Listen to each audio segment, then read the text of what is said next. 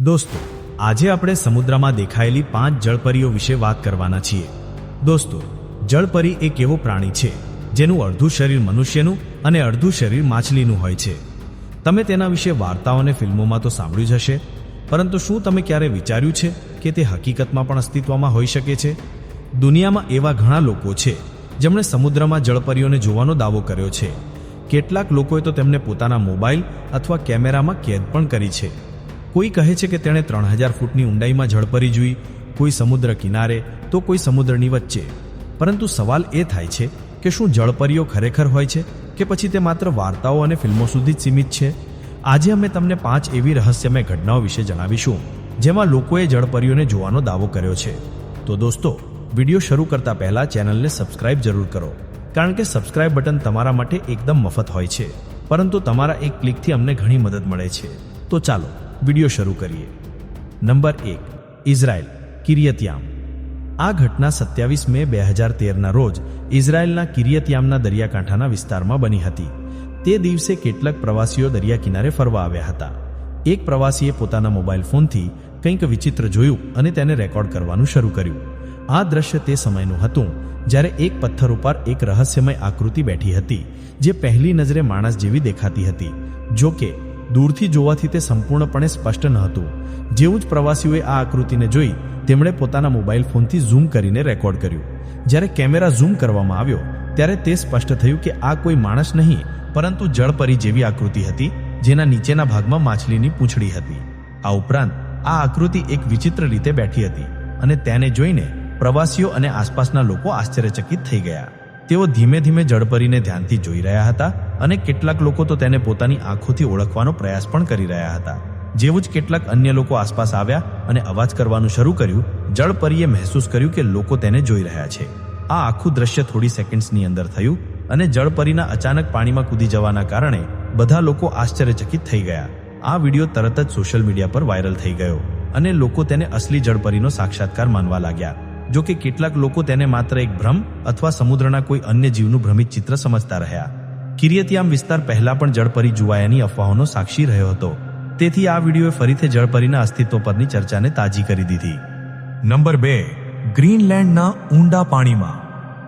આ ઘટના 2007માં ગ્રીનલેન્ડના કિનારેથી 3000 ફૂટ ઊંડા પાણીની નીચે બની હતી. એક ડ્રાઇવિંગ ટીમ સમુદ્રના જીવોનો અભ્યાસ કરવા માટે અંડરવોટર સબમરીનમાં ઉતરી હતી. જેવું જ તેઓ ઊંડા પાણીમાં ગયા, તેમણે અચાનક એક વિચિત્ર અને રહસ્યમય અવાજ સાંભળ્યો, જે કોઈના ચીસો પાડવા કે ગાવા જેવો લાગી રહ્યો હતો. પરંતુ આ અવાજ ખૂબ જ વિચિત્ર અને અસ્પષ્ટ હતો. આ અવાજ ઊંડા પાણીની અંદરથી આવી રહ્યો હતો અને ટીમના સભ્યો આશ્ચર્યચકિત હતા કે આ અવાજ કયા સ્ત્રોતમાંથી આવી રહ્યો હતો. તમે પણ આ અવાજને એકવાર ધ્યાનથી સાંભળો. આ પછી ટીમના સભ્યોએ પોતાના મોબાઈલ ફોનથી વિડીયો રેકોર્ડ કરવાનું શરૂ કર્યું. ત્યારે જ એક વિચિત્ર ઘટના બની. અચાનક કેમેરાની સામે એક હાથ આવ્યો અને તેણે કાચને સ્પર્શ કરવાનો પ્રયાસ કર્યો. આ હાથ માણસના હાથ જેવો તો દેખાતો હતો, પરંતુ તેની સાથે કંઈક વિચિત્ર હતું. આ હાથ જળપરીના હાથ જેવો હતો, જેમાં આંગળીઓ વચ્ચે વેબિંગ એટલે કે પડ હતું અને આકારમાં પણ કંઈક અસામાન્ય હતું.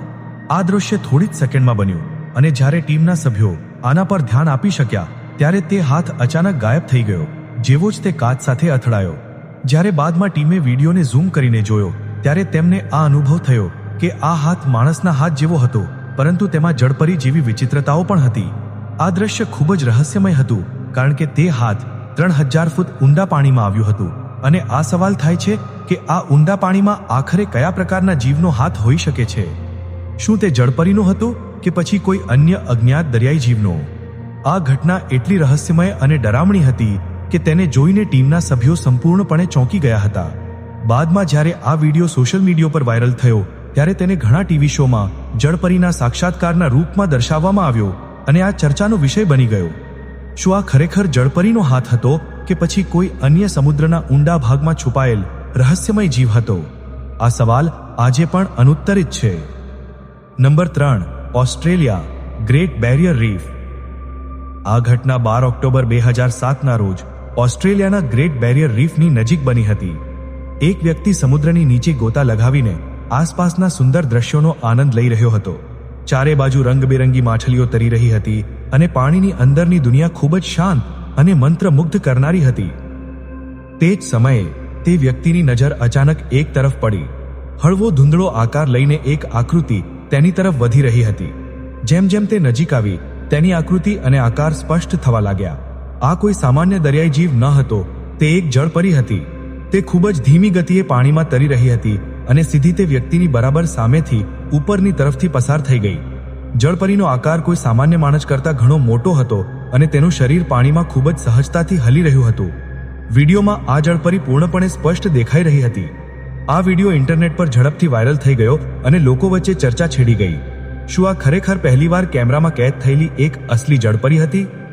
આ વિડીયોને અત્યાર સુધીનો સૌથી સ્પષ્ટ અને નજીકથી લેવામાં આવેલો જળપરીનો દ્રશ્ય માનવામાં આવે છે. આમાં જળપરીને પૂર્ણપણે જોઈ શકાય છે અને તેની ગતિ પણ એક વાસ્તવિક દરિયાઈ જીવ જેવી જ લાગે છે. તમારું શું માનવું છે? શું આ માણસો માટે જળપરીઓનો પહેલો સ્પષ્ટ પુરાવો હતો? તમારા વિચારો કોમેન્ટમાં જરૂર જણાવો. Number 4, Spain, મલ્લોર્કા.